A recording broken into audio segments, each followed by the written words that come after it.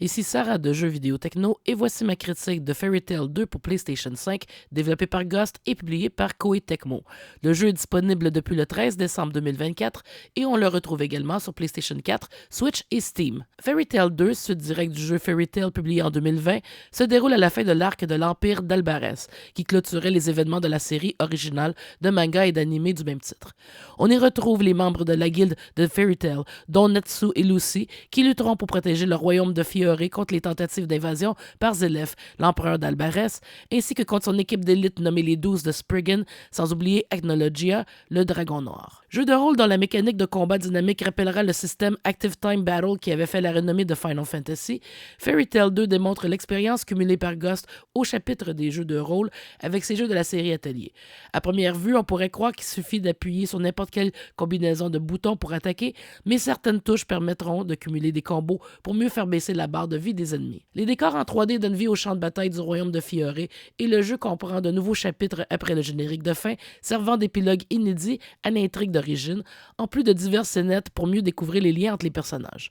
Nos persos peuvent acquérir des aptitudes et équiper des lacrymans pour accroître les points de dommage liés à divers types d'éléments.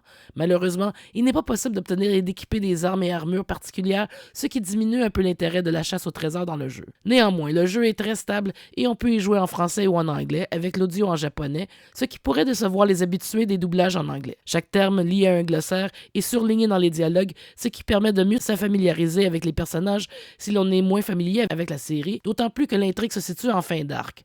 Plusieurs niveaux de difficulté sont proposés et même au plus facile, les combats de boss sont longs sans nécessairement être très difficiles.